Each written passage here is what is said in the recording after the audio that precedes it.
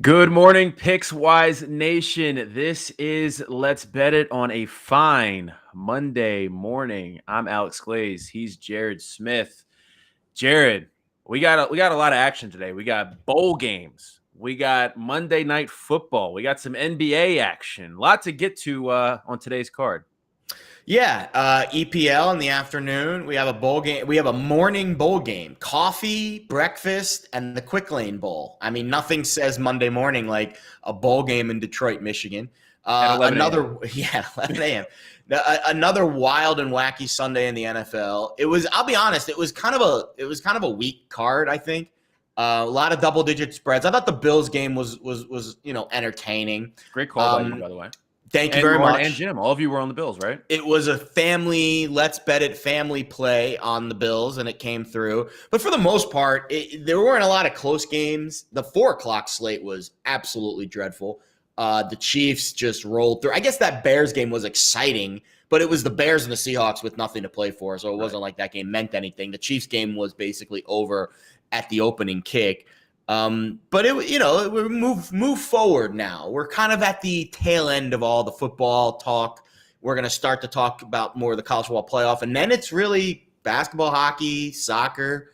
We're going to start the transition into these other sports coming up pretty soon. So enjoy football while it lasts. It's crazy how fast the season's gone by. I mean, it seems like we were just talking about futures at the beginning of the season not too long ago. Also, the Chiefs. Remember when the Chiefs weren't good? It seems forget like about that now.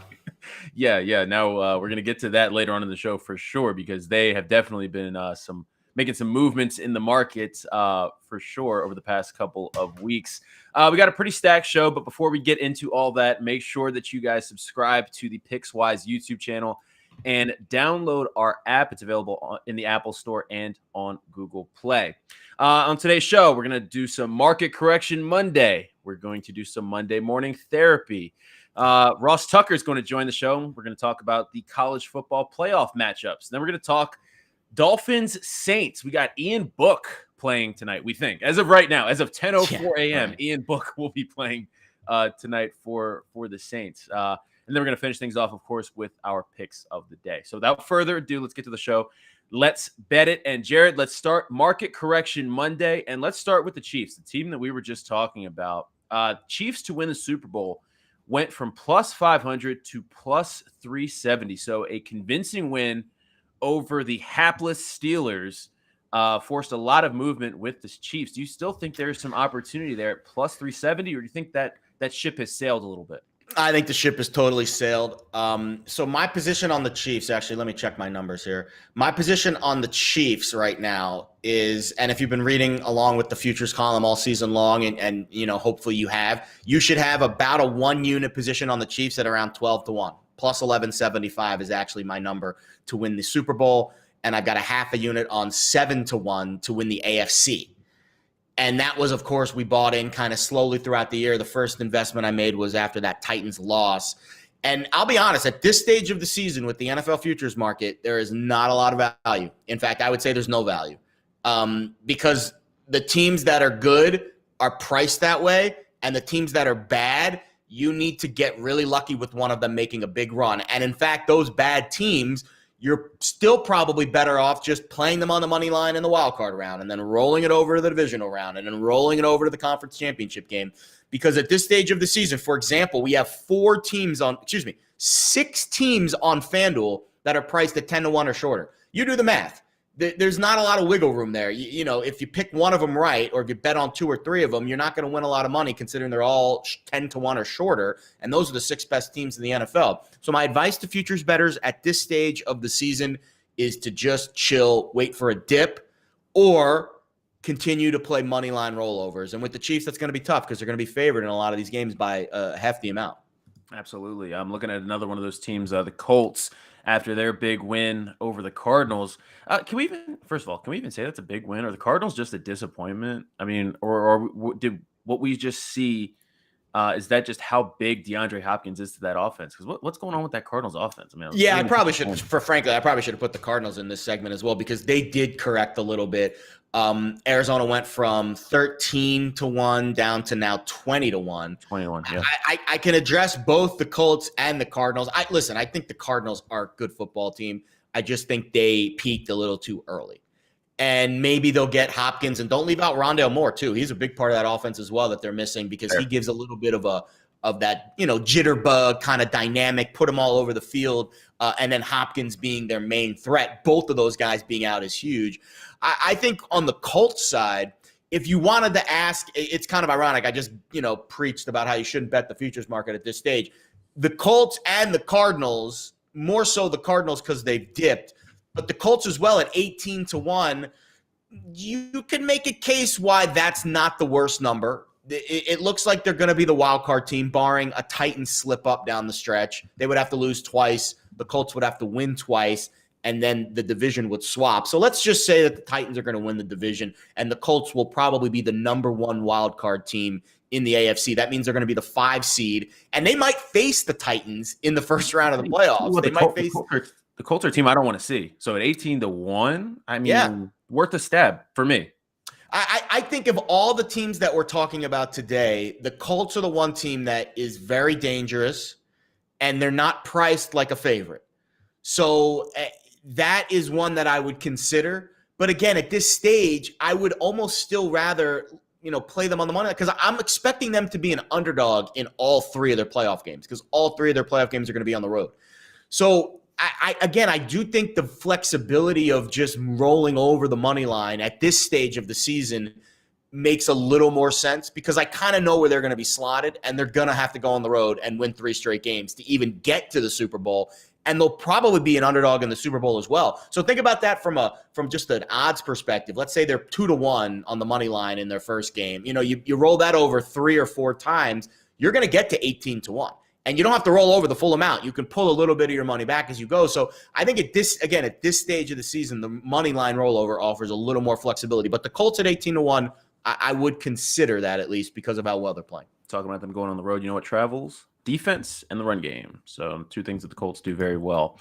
Let's move on. Bucks plus 500 to plus 650. I mean, it doesn't take a genius to figure out what happened with that number. I mean, the Bucks are just dealing with a lot of injuries right now, and there's a lot of uncertainty with what's going on with big contributors like Mike Evans. We don't know how healthy he's going to be. There's a lot of question. I mean, Antonio Brown looked great yesterday. Gronk, I was surprised Gronk wasn't more involved in the game plan yesterday with kind of all the injuries they're dealing. And then obviously Chris Godwin going to be missing as well. So a lot of questions about that high-powered Bucks offense. So what do you think about that Bucks movement? Yeah, I thought it was curious because I think the Bucks have been very highly regarded by the odds makers this year.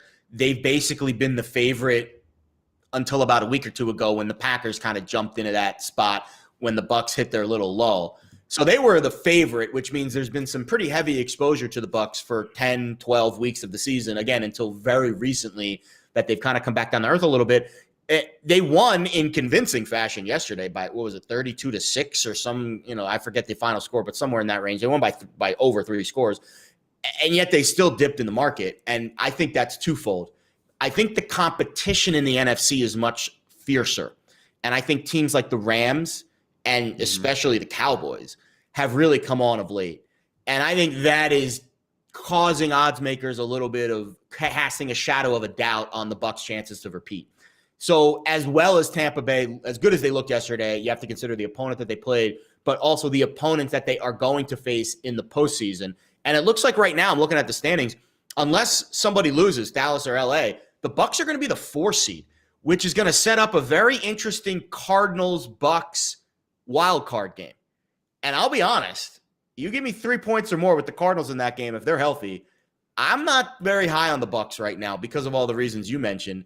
I think the drop is warranted, and I would definitely stay away from Tampa Bay in the futures market right now. Even at plus 650, they don't offer nearly enough value for me to have any consideration to bet them to win the Super Bowl. Also forgot Leonard Fournette, also a big injury for that offense as well. So a lot of injuries for Tampa Bay. I want to move on, though, to a team you mentioned, the Rams.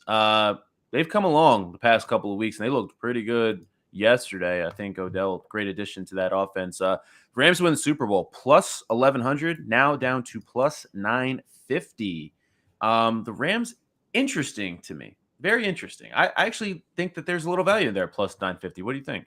I don't mind it, and it's actually setting up to be a very interesting stretch run for the Rams. Here's why.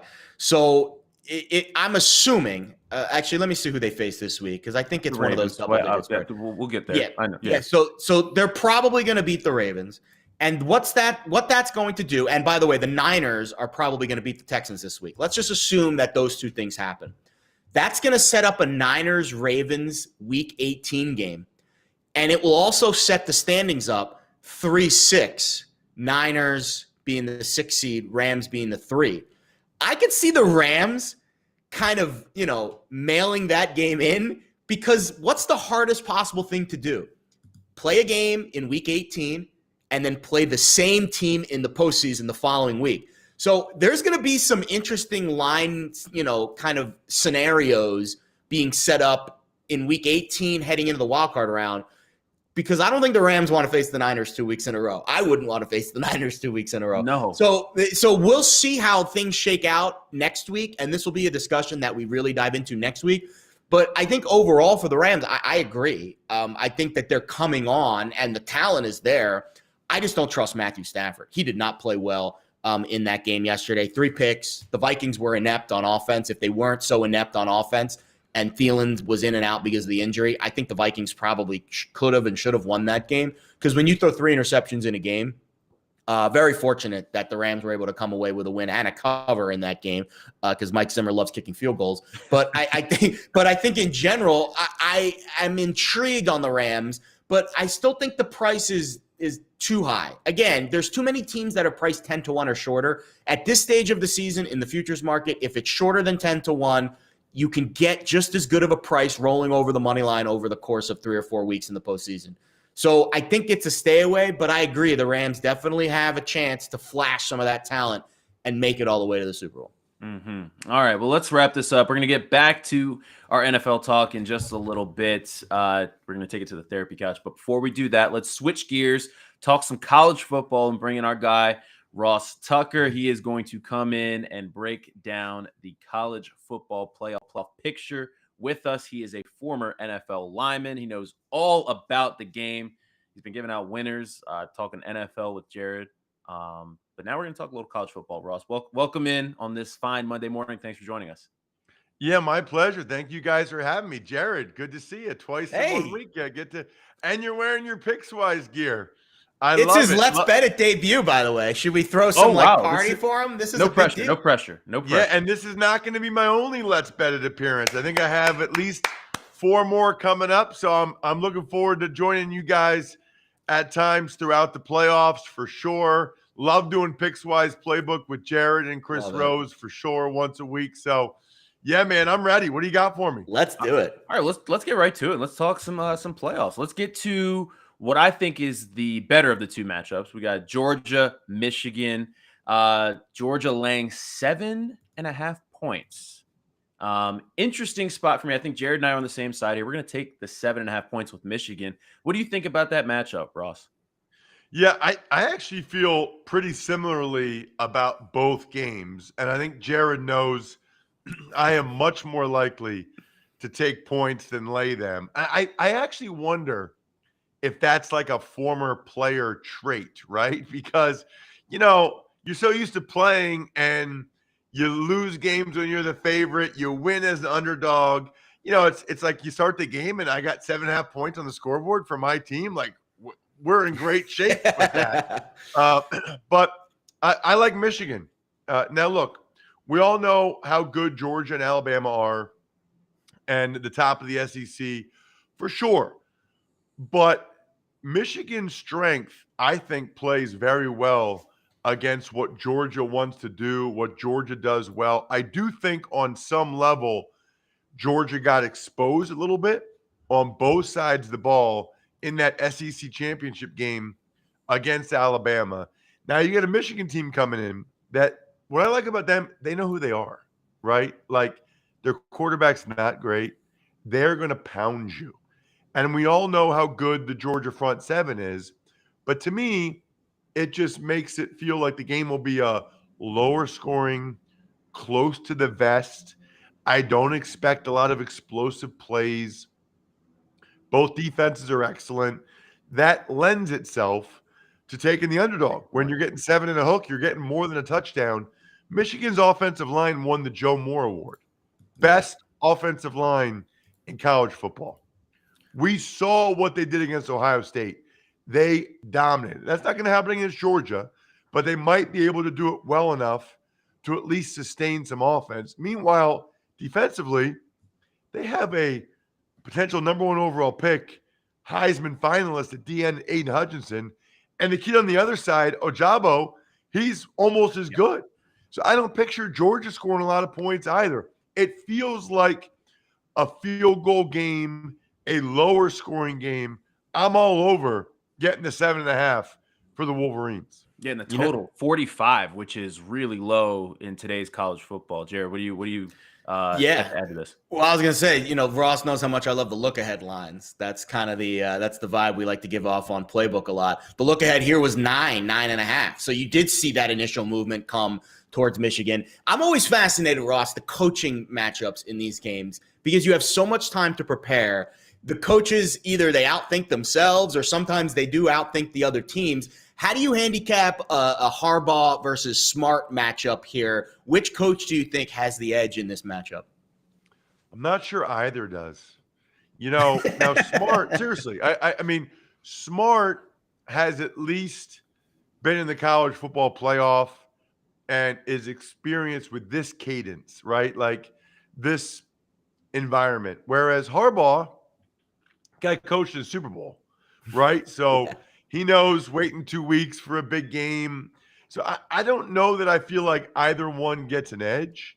I know this. Kirby Smart has something hanging over his head with Alabama. Kirby Smart, it's like a mental block. So if you ask me if they make the national championship game and I'm on the show next week, I will say Nick Saban has the edge over Kirby Smart. But for John Harbaugh and Kirby Smart, I'm not sure either one does, to be honest with you. All right, let's move on to that Bama game, because I think that's interesting. And Ross, I want to hear your thoughts, because I'm not sold. I'm not going to take the 13.5 points with Cincinnati here.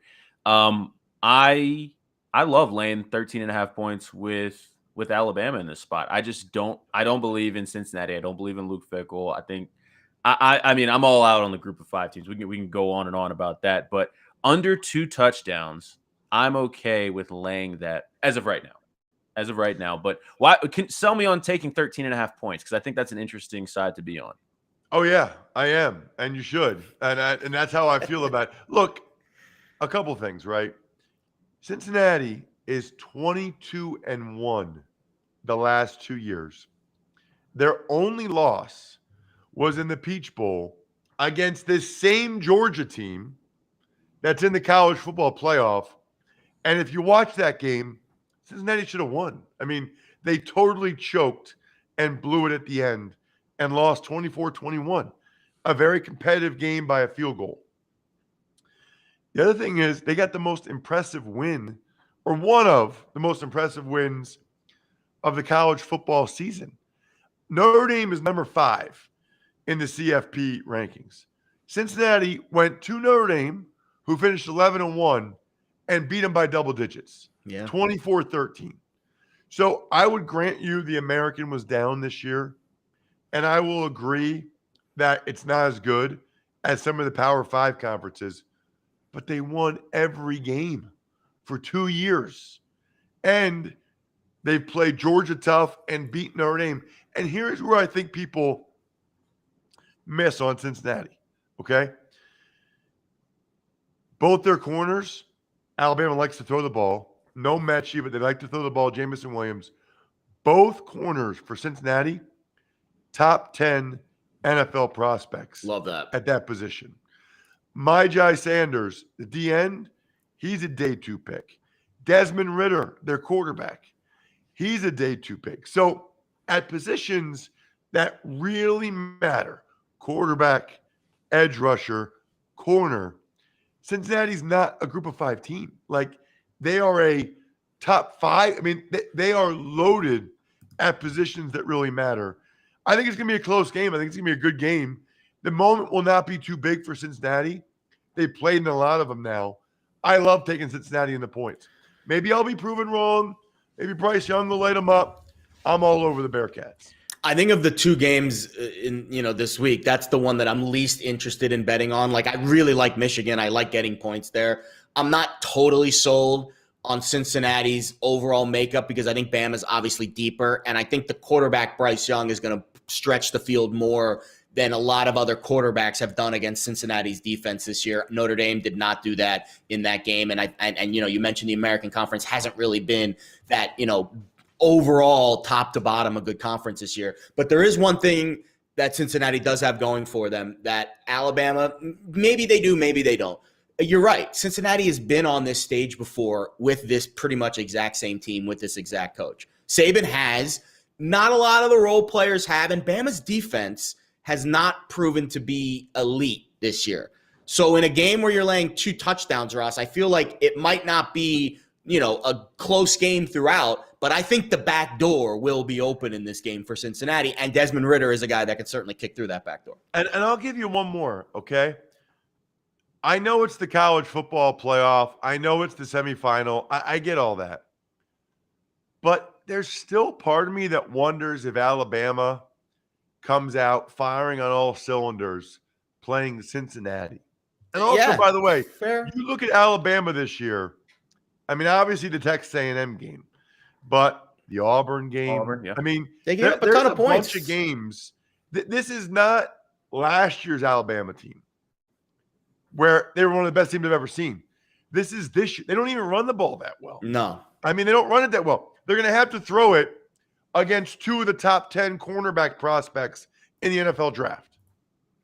Ross, the only pushback I think I'd give you when we're talking about Cincinnati, because I watched them actually a couple times this year, they have a tendency to just start really slow. I'm thinking back to that South Florida game, and that the slow start for them. They ended up winning that one by double digits. You just can't do that against Bama. You can't hang around. And Navy was another game where they just kind of let Navy hang around. It's just they almost lost. I think it was Tulsa, come out and play their best game, I think, to keep this close. I mean, I'm not looking to lay 2 scores necessarily just off like a whim, but I just don't think that they're in the same level. But Jared, I want to ask something to you real quick, because we're seeing a lot of money come in on Bama, right? And this was up at 14. So when you see it move back to 13.5, what does that tell you anything? Does that kind of raise? It's too early, I think, to really. I think it's too early to denote the market movement, because we're still almost a week from the game. It's Monday. The game's not till Friday. But I will say this: when you get a team like Alabama, they are going to get the public money no matter what the situation. It doesn't matter, especially against a team like Cincinnati. And I think in general, Ross, when I look at this game, I give the coaching edge to Saban and his staff, right? Like, Fickle's been good, but Saban gets the coach. Like, unlike Kirby Smart, Jim Harbaugh, Saban squarely gets the coaching edge in this game, right? Yeah, I would agree. I would agree. And I guess I wonder too, with the slow start for Cincinnati, how much of that is because they were playing South Florida?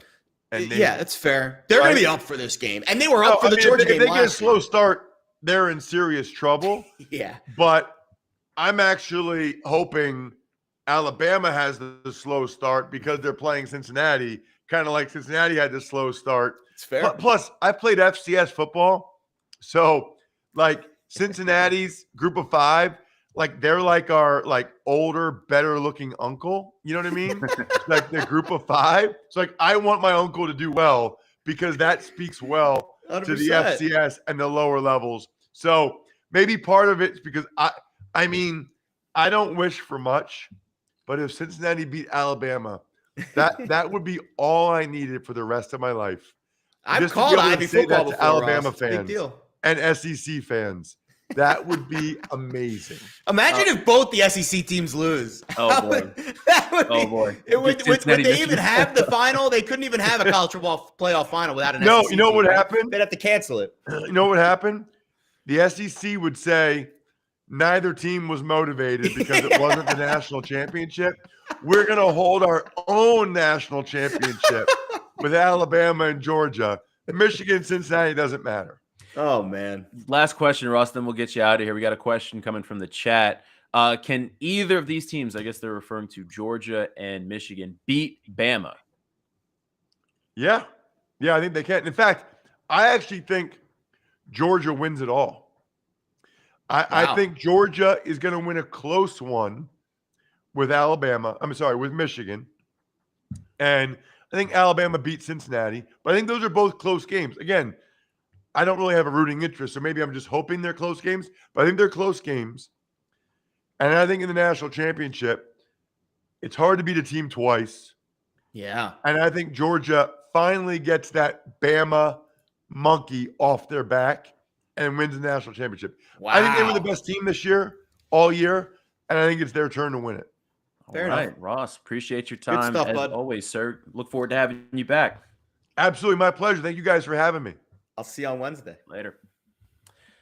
Jared, let's get back into some NFL talk now. Before we get into the Monday night matchup, let's recline a little bit, get cozy, get comfy. Yeah. Get on the therapy couch here because I just want to take a look back at the 2021 season. What team has just been that team for you that has given you the most anxiety, the most angst, that you are just looking to, you just need to like get some sage and burn it and go around. You need to just heal your spirit of this team. What is that team for you? Well, it's kind of traded off a few times this year. This week, it's definitely the Cardinals. I was disgusted with that performance on Saturday night. Cliff Kingsbury looks like he's kind of over his head a little bit. And it's almost like it's like the quicksand approach. Like when you know you're in quicksand and you know you're sinking, you struggle more and you fight harder, and it just makes the quicksand eat you quicker. And that's how I feel this Cardinals team is. When things get on the downside, when things are going against them, like they were at times last night or on Saturday night, Jonathan Taylor opened up the game with a big run. They drove down the field. They scored a touchdown. The Cardinals then answered, and then they missed the extra point. And then later in the game, they had a chance to take the lead after a really nice play by A.J. Green that got him into the red zone, and they missed the field goal. And then earlier in the game, they're trying to answer a drive, and then the snap goes, underneath Kyler Murray's legs into the end zone, and he's miraculously able to get it out for a safety and save the 6 points. But it's those little nicks and cuts over the course of the game that aren't fatal blows, but they add up. And the Colts end up losing the game, and they have all these penalties and all these mistakes. And to me, a team like Arizona that's so gifted offensively with arguably the most dynamic quarterback in the NFL right now. You saw that run. That run he had, he almost scored a touchdown on Kyler Murray. That was the fastest run of any quarterback all season long. He almost reached 21 miles an hour. I mean, crazy. Some scooters don't even go that fast. And I feel like Arizona, there's something missing. Maybe it's the Hopkins and the more injuries, and those guys will come back and they'll find a spark again. But there's a puzzle piece out of place on this Cardinals team. It's a team that I invested in very early in the offseason that I still believe can make a run. But right now there's something missing, and they need therapy. We need Cliff Kingsbury to go to his little mansion in Arizona, lay down on that $1 million couch that he has. And he's got a great view. Incredible view. Yeah. And talk to someone about what's missing mentally with this team, because their output and how well they're playing does not match the talent that's on the roster. They were also missing James Conner, which was a big piece. 100%. That was the last-second scratch for them, right? Well, he didn't practice all week, I believe, right? So that was also interesting. For me, I mean, obviously the team, it's the Ravens for me. I mean, it's just been a season, but it's actually been impressive, if that makes sense, what the Ravens, what John Harbaugh and the Ravens have been able to do with given all the injuries. I mean, their whole defense pretty much is out. Like, I don't even know who's the starting corner anymore with Anthony Averett getting injured yesterday. It's just like, we're making a joke. I was watching it with some friends that, the guy that was like a janitor last week is out there playing corner now for the Ravens. I mean, it's pretty much what the situation is, but somehow still in the playoff picture right now. Thank you, Chargers, which is another team that could have a lot of people on the therapy couch. It's been a weird season for a lot of teams, and the Ravens just somehow navigating COVID, 30 people on IR, and still in the playoff picture. Just crazy. I just need the season to be over. Just end the season. Just get out of here. I don't want to see Lamar Jackson play anymore. Just end it. Just end the season. It's tough. Yeah, definitely tough. We used to say that about the Jets. Jets, just end the season. That was the chant we used to. It still applies today. It's just one of the. I mean, the Rams are going to hopefully just put the nail in the coffin on Sunday. I think they will. See, here's the thing about the Rams right now. I feel like at their peak, the Rams might be the best team in football. They're too inconsistent. Physically, right now the Ravens are like a wounded animal, and like the Rams have like the shotgun because they're so physical up front. They need to get Whitworth back, but that defensive line, I don't see Baltimore. Forget physical up front. You saw what the Bengals did yesterday. I mean, yeah, you can take out Jamar Chase, but guess what? T. Higgins is still there. Tyler Boyd's still there. Unbelievable. So now you're telling me we got to go against Cooper Kupp, Odell, and Cooper Kupp. Yeah. I mean, it's going to be. Odell's been on a nice little scoring streak. Do you remember the first game we were all on his touchdown prop and he didn't score then? He scored in like every game since. Of course he has. Of course he has. We got some laughter coming in on your Jets chant there. All right, let's switch gears and let's talk about this Monday night game. We're going to see Ian Book. As of right now, as of 10:32 a.m., Ian Book will be the quarterback for the Saints. I mean, I'm not sure how I feel about that. But we're going to see him tonight. We got a big game. We got Dolphins, excuse me. The Saints catching 3 points, and that total, 37. Is that one of the lowest totals? Is that the lowest total? It might be. There were some low totals. There was a Bills game that was pretty low earlier in the year. Well, you know what? No, it's got to be that Bills Patriots. What was that? Yeah. With the win, it was the win game for the Bills Pats. So I think when you look at this game, there's really only one way to play it.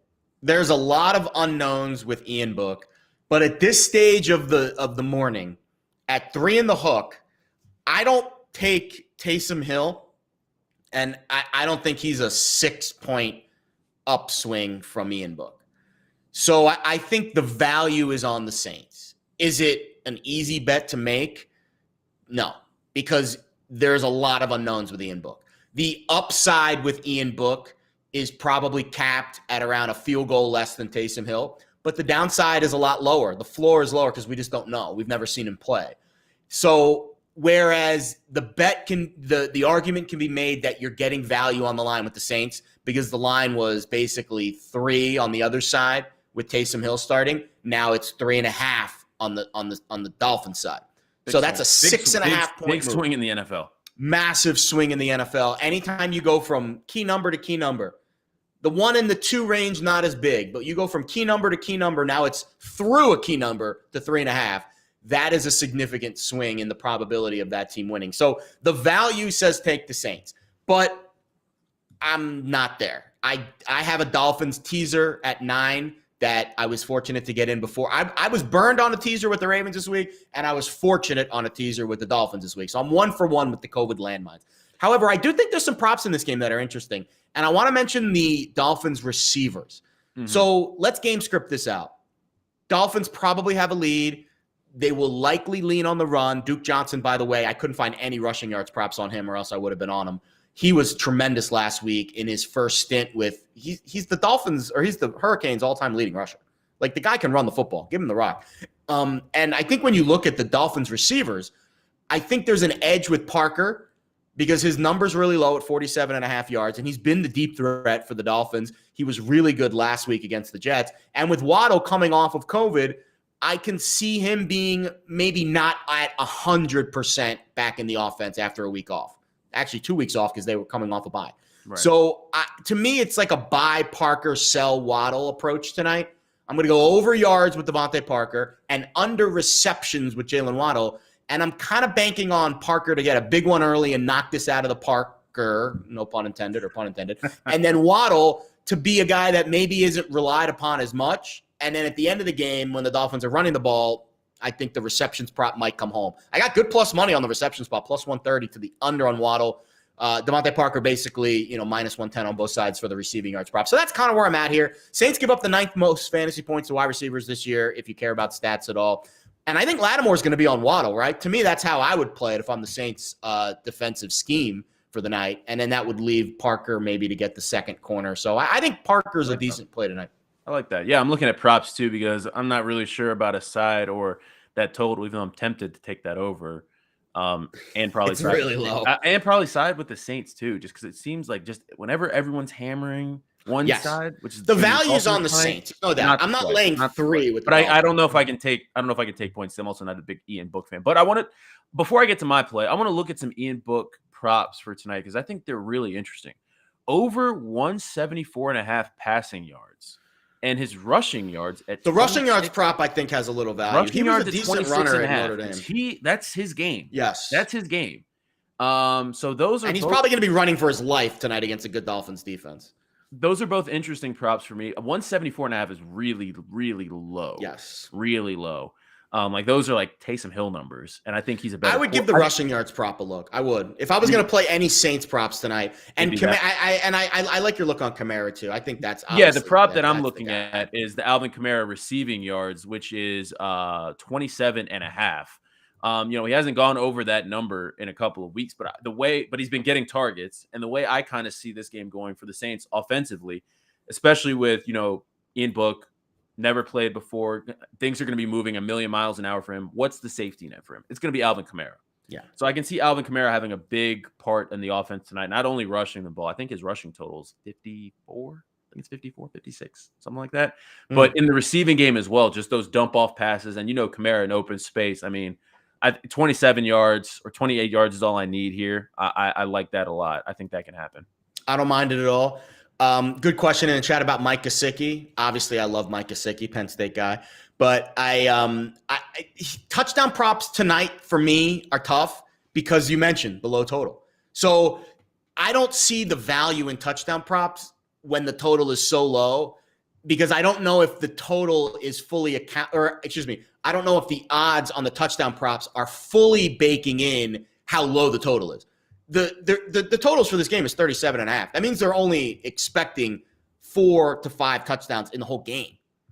So it's tough for me to kind of give out a touchdown prop tonight or recommend or even bet it myself just because I don't know if there's going to be a lot of touchdowns in this game. There might only be 1 or 2 on either side. So you have to pick the right one. Could we get our second no touchdown game of the season? 50 to 1. I don't think so. 50 to 1. But I'll be honest, stranger things have happened. I mean, obviously, stranger things have happened. Of all the games to not have a touchdown, there's no way the Saints played two consecutive games. The Saints back-to-back no touchdown games? No way. That would be the best parlay. That would be the parlay of your life if you made that and you hit. That's hilarious. Okay, I'm looking. I don't really see any more questions in the chat here. So let's move on and wrap things up with our play of the day before we get to our personal plays. Is there anything on the website that you are going to give out to the people, Jared? Yeah, shout out Will. She got a good number on the Dolphins. Andrew Wilshire, one of the editors for Pickswise, fellow Jets fan. Sadly, we commiserate most weeks about them. Although did win yesterday. He's on the Dolphins laying 1.5. Again, that number's gone now, so it's tough for me to give that out. But he did lock it in. Here's what I'll say: if you're holding a Dolphins +3 ticket, I would consider trying to do for a middle tonight. You don't get a lot of 7-point, 6-point middle opportunities very often. Most people probably don't have a Dolphins +3 ticket in their back pocket. But if you do, you can make worse bets tonight than trying to come back on the Saints and trying to middle. But Wilshire's on the Dolphins. I do think the Dolphins win this game. They've won, 7 in a row? And they're fighting for the postseason. And I believe if they win out, they're in. So I think the Dolphins win. But again, you're not getting a great number right now. So it's probably best to either look at some props or maybe look elsewhere for what we're going to give out for our best bets. All right. What's your play tonight? How about some footy? We haven't talked kick picks in a while. I had a decent day yesterday, 3-2. I was up about a unit. And I'm going back to the well today because we actually have it's not really a good match, but it's one good team facing another team that's bad. And we are going to lay 1 goal with Manchester United. -1 is -120. Oh, boy. I found this on DraftKings. You can find it on the Superbook as well. Same price, laying about 20 cents. So Newcastle missing some big pieces on their back line. Which is important because Manchester United is not only getting some key pieces back, but they're very fresh. They're playing their first match since December 11th. Now, maybe this is why I didn't play the first half, because they might be a little bit slow to come out. But the full match, I think the full 90, they will be able to either win by a goal and push, but I'm expecting them to win by 2 goals here. So Newcastle's lost 3 straight EPL matches by at least 2 goals. They lost 4-0 to Man City and Leicester. And I think when you look at this Newcastle team, they are one of the worst teams, if not the worst team in the Premier League. They are fit for relegation right now if the season ended today.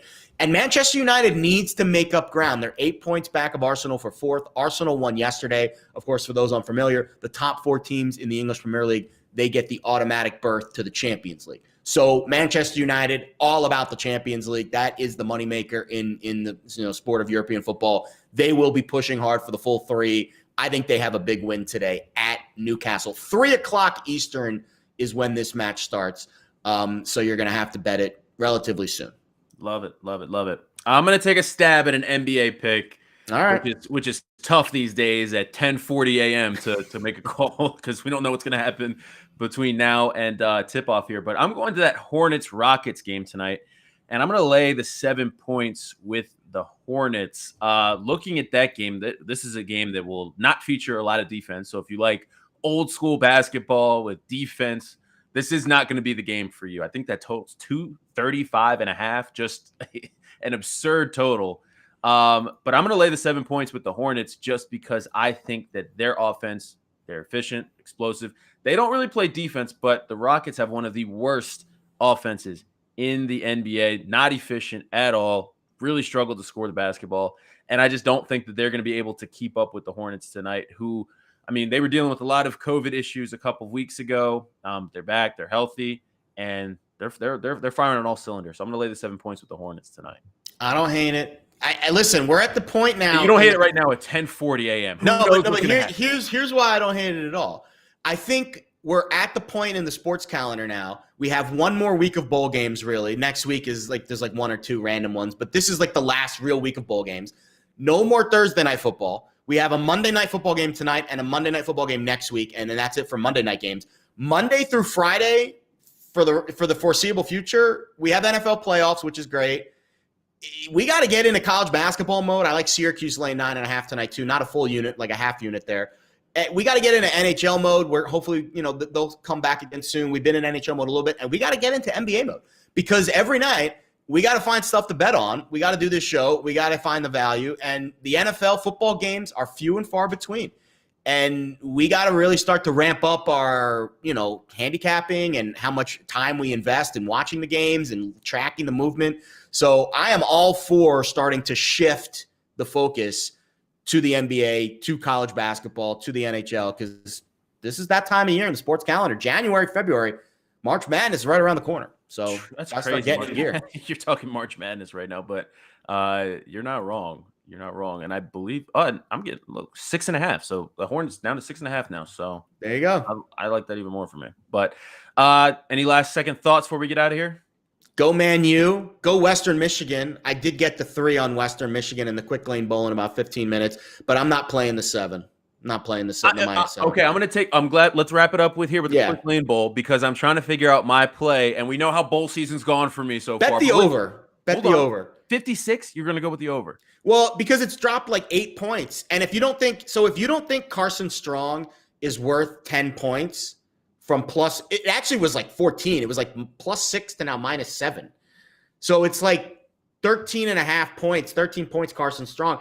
I think the over is a safer play because I wouldn't want to lay it with Western, and I really don't know what we're going to get with Nevada. But it's also fair to watch the first quarter, first drive, and then make your decision. This might be a decent live betting game. Let's see what Nevada has at quarterback, and let's see what they do. This could be a game where maybe Western punts on the first drive, and then we bet the over. How about this play? Because I think this is what I'm about to lock in. Nevada team total over 23.5.